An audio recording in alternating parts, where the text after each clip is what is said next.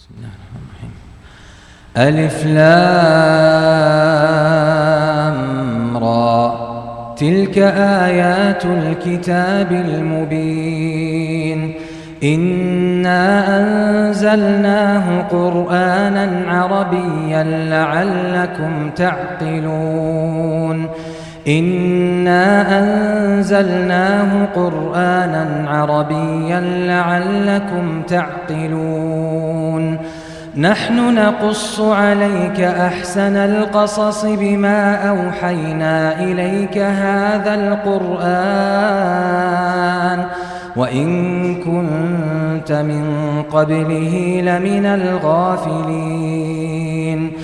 إذ قال يوسف لأبيه يا أبت إني رأيت 11 كوكبا والشمس والقمر رأيتهم لي ساجدين قال يا بني لا تقصص رؤياك على إخوتك فيكيدوا لك كيدا إن الشيطان للإنسان عدو مبين وكذلك يجتبيك ربك ويعلمك من تأويل الأحاديث ويتم نعمته عليك وعلى آل يعقوب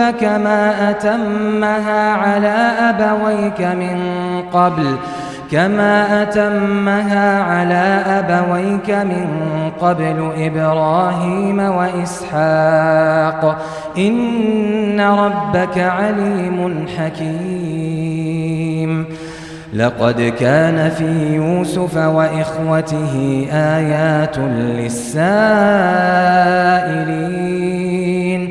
إذ قالوا ليوسف وأخوه أحب إلى أبينا منا ونحن عصبة إن أبانا لفي ضلال مبين اقتلوا يوسف أو اطرحوه أرضا يخل لكم وجه أبيكم وتكونوا من بعده قوما صالحين قال قائل منهم لا تقتلوا يوسف وألقوه في غيابة الجب يلتقطه بعض السيارة إن كنتم فاعلين قالوا يا أبانا ما لك لا تأمنا على يوسف وإنا له لناصحون أرسله معنا غدا يرتع ويلعب وإنا له لحافظون قال إني ليحزنني أن تذهبوا به وأخاف أن يأكله الذئب وأنتم عنه غافلون قالوا لئن أكله الذئب ونحن عصبة إنا إذا لخاسرون فلما ذهبوا به وأجمعوا أن يجعلوه في غيابة الجب وأوحينا إليه لتنبئنهم بأمرهم هذا وهم لا يشعرون وجاءوا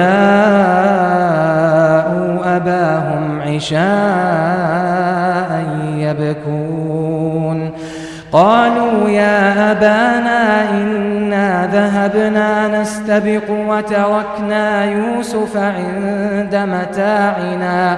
وتركنا يوسف عند متاعنا فأكله الذئب وما أنت بمؤمن لنا ولو كنا صادقين وجاءوا على قميصه بدم كذب قال بل سولت لكم أنفسكم أمرا فصبر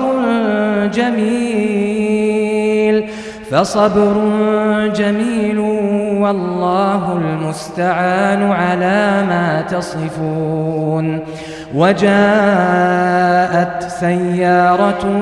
فأرسلوا واردهم فأدلى دلوه قال يا بشرى هذا غلام وأسروه بضاعة والله عليم بما يعملون وشروه بثمن بخس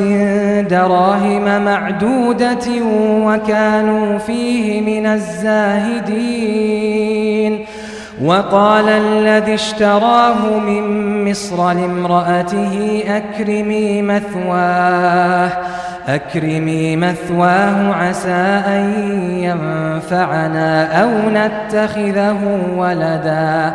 وكذلك مكنا ليوسف في الأرض ولنعلمه من تأويل الأحاديث والله غالب على أمره ولكن أكثر الناس لا يعلمون ولما بلغ أشده آتيناه حكما وعلما وكذلك نجزي المحسنين وراودته التي هو في بيتها عن نفسه وغلقت الأبواب وقالت هيت لك قال معاذ الله إنه ربي أحسن مثواي إنه لا يفلح الظالمون ولقد همت به وهم بها لولا أن رأى برهان ربه كذلك لنصرف عنه السوء والفحشاء إنه من عبادنا المخلصين واستبق الباب وقدت قميصه من دبر وألف يا سيدها لدى الباب قالت ما جزاء من أراد بأهلك سوءا إلا أن يسجن أو عذاب أليم قال هي راودتني عن نفسي وشهد شاهد من أهلها إن كان قميصه قد من قبل فصدقت وهو من الكاذبين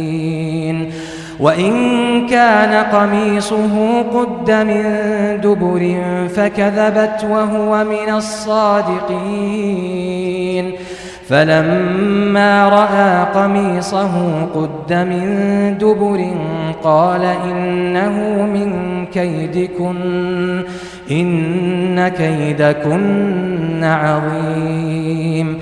يوسف أعرض عن هذا واستغفري لذنبك إنك كنت من الخاطئين وقال نسوة في المدينة امرأة العزيز تراود فتاها عن نفسه قد شغفها حبا إنا لنراها في ضلال مبين فلما سمعت بمكرهن أرسلت إليهن وأعتدت لهن متكئا وآتت كل واحدة منهن سكينا وقالت اخرج عليهن فلما رأينه أكبرنه وقطعن أيديهن وقلن حاش لله فلما رأينه أكبرنه وقطعن أيديهن وقلن حاش لله ما هذا بشرا إن هذا إلا ملك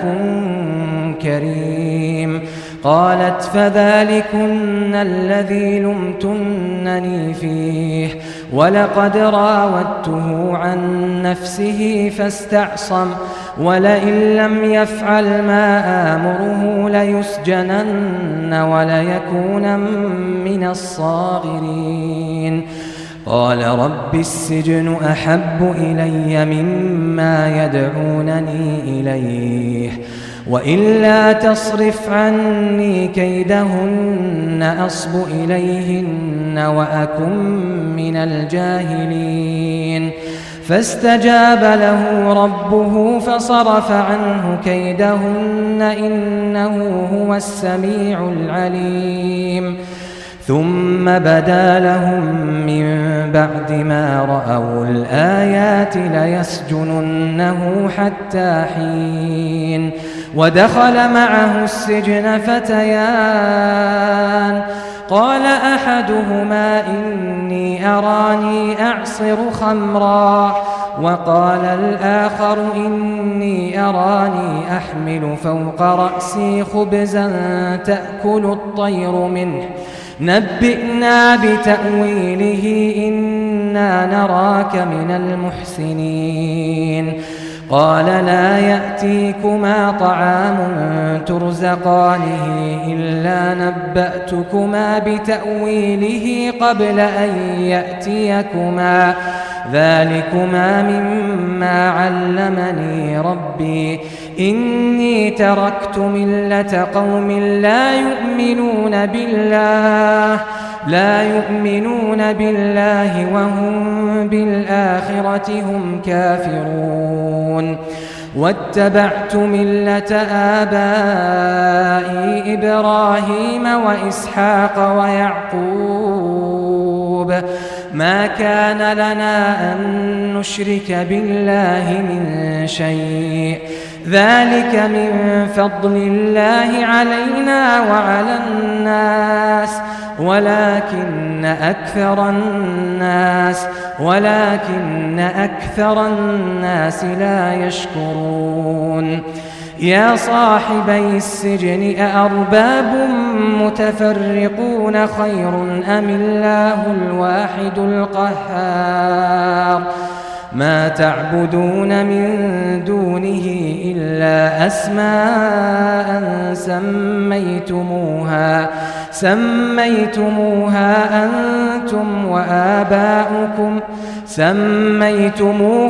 أنتم وآباؤكم ما أنزل الله بها من سلطان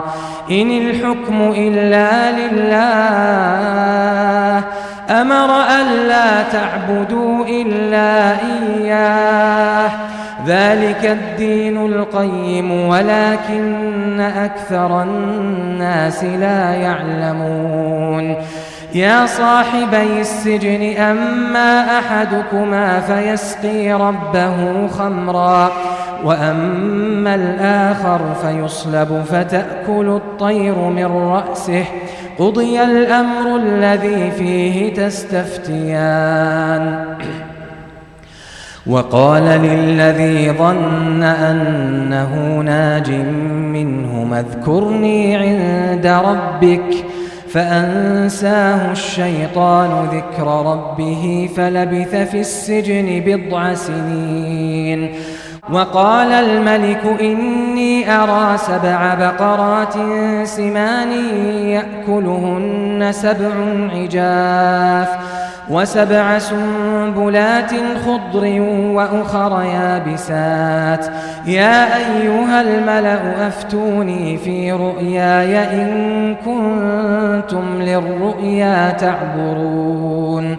قالوا أضغاث أحلام وما نحن بتأويل الأحلام بعالمين وقال الذي نجا منهما وادكر بعد أمة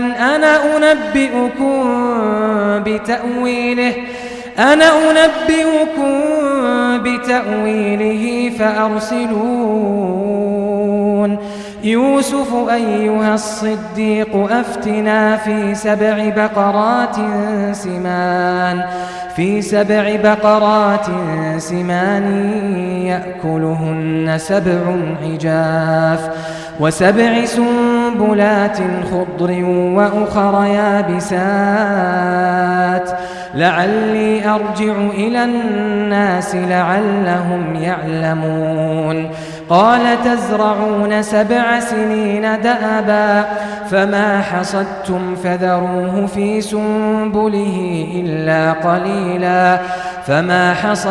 فذروه في سنبله إلا قليلا مما تأكلون ثم يأتي من بعد ذلك 7 شداد يأكلن ما قدمتم لهن إلا قليلا مما تحصنون ثم يأتي من بعد ذلك عام فيه يغاث الناس وفيه يعصرون وقال الملك ائتوني به فلما جاءه الرسول قال ارجع إلى ربك فاسأله ما بال النسوة اللاتي قطعن أيديهن إن ربي بكيدهن عليم قال ما خطبكن إذ راوتن يوسف عن نفسه قلنا حاش لله ما علمنا عليه من سوء قالت امرأة العزيز الآن حصحص الحق أنا راودته عن نفسه وإنه لمن الصادقين ذلك ليعلم أني لم أخنه بالغيب وأن الله لا يهدي كيد الخائنين وما أبرئ نفسي إن النفس لأمارة بالسوء إلا ما رحم ربي إن ربي غفور رحيم وقال الملك ائتوني به أستخلصه لنفسي فلما كلمه قال إنك اليوم لدينا مكين أمين قال اجعلني على خزائن الأرض إني حفيظ عليم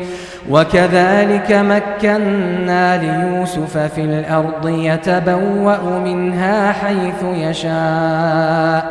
نصيب برحمتنا من نشاء ولا نضيع أجر المحسنين ولأجر الآخرة خير للذين آمنوا وكانوا يتقون وجاء إخوة يوسف فدخلوا عليه فعرفهم وهم له منكرون ولما جهزهم بجهازهم قال ائتوني بأخ لكم من أبيكم ألا ترون أني أوفي الكيل وأنا خير المنزلين فإن لم تأتوني به فلا كيل لكم عندي ولا تقربون قالوا سنراود عنه أباه وإنا لفاعلون وقال لفتيانه اجعلوا بضاعتهم في رحالهم لعلهم يعرفونها إذا انقلبوا إلى أهلهم لعلهم يرجعون فلما رجعوا إلى أبيهم قالوا يا أبانا منع منا الكيل فأرسل معنا أخانا نكتل وإنا له لحافظون قال هل آمنكم عليه إلا كما أمنتكم على أخيه من قبل فالله خير حافظا وهو أرحم الراحمين. ولما فتحوا متاعهم وجدوا بضاعتهم ردت إليهم قالوا يا أبانا ما نبغي هذه بضاعتنا ردت إلينا ونمير أهلنا ونحفظ أخانا ونزداد كيل بعير ذلك كيل يسير. قال لن أرسله معكم حتى تؤتون موثقا من الله لتأتونني به إلا أن يحاط بكم. فلما آتوه موثقهم قال الله على ما نقول وكيل. وقال يا بني لا تدخلوا من باب واحد وادخلوا من أبواب متفرقة وما أغني عنكم من الله من شيء إن الحكم إلا لله عليه توكلت وعليه فليتوكل المتوكلون. ولما دخلوا من حيث أمرهم أبوهم ما كان يغني عنهم من الله من شيء إلا حاجة في نفس يعقوب قضاها وإنه لذو علم لما علمناه ولكن أكثر الناس لا يعلمون. ولما دخلوا على يوسف آوى إليه أخاه قال إني أنا أخوك فلا تبتئس بما كانوا يعملون. فلما جهزهم بجهازهم جعل السقاية في رحل أخيه ثم أذن مؤذن أيتها العير إنكم لسارقون. قالوا وأقبلوا عليهم ماذا تفقدون؟ قالوا نفقد صواع الملك ولمن جاء به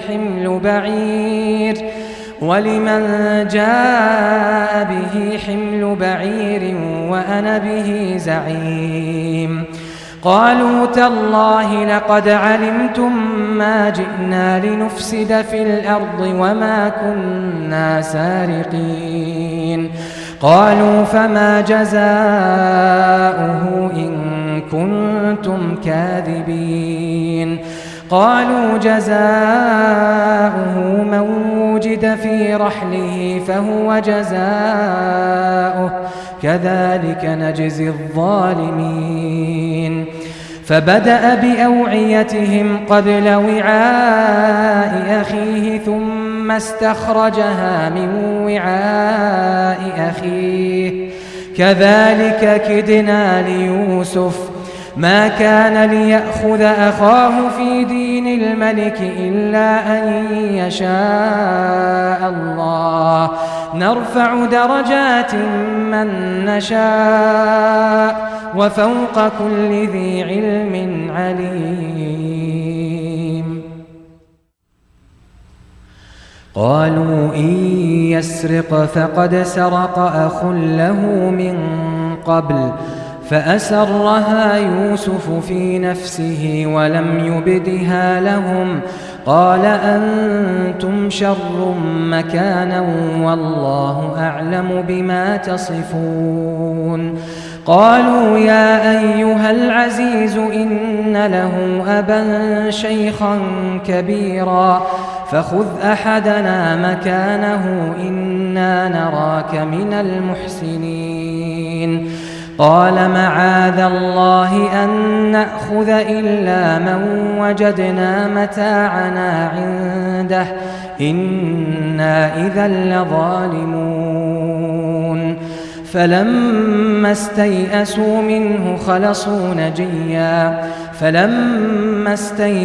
منه خلصوا نجيا قال كبيرهم ألم تعلموا أن أباكم قد أخذ عليكم موثقا من الله ومن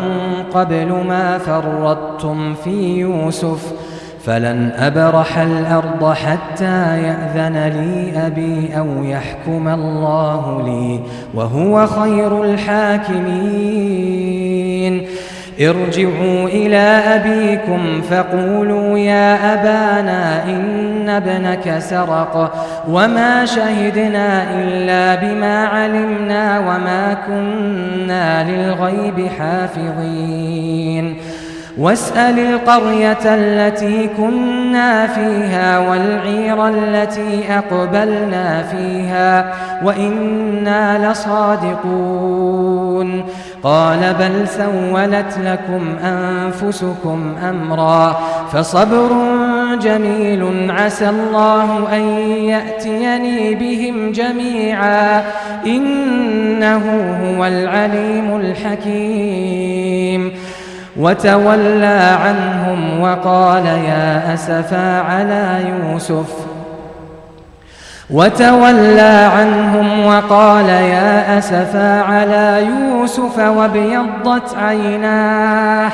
وابيضت عيناه من الحزن فهو كظيم قالوا تالله تفتأ تذكر يوسف حتى تكون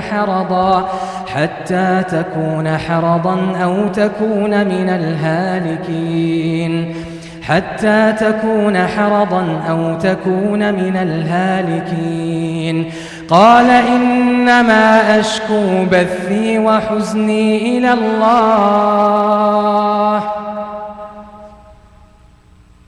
لا إله إلا أنت يا رب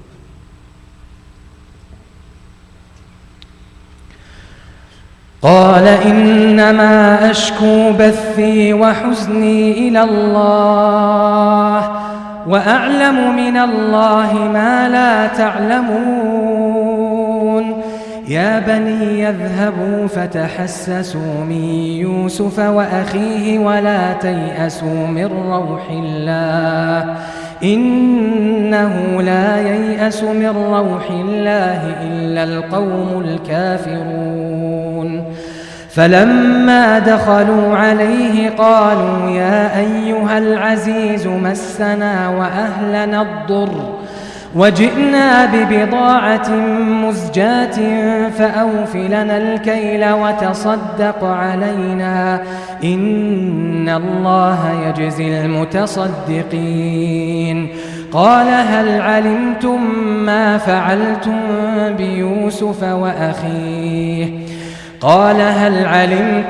ما فعلتم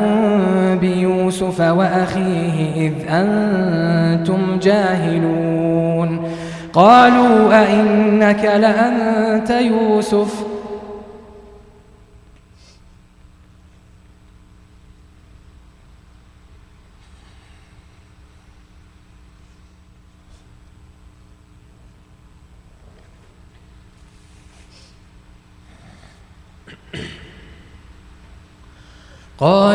أئنك لأنت يوسف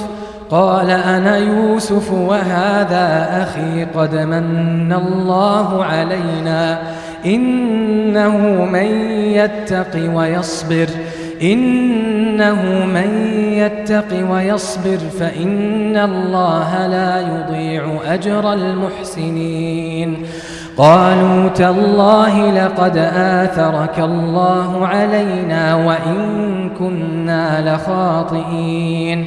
قال لا تثريب عليكم اليوم يغفر الله لكم وهو أرحم الراحمين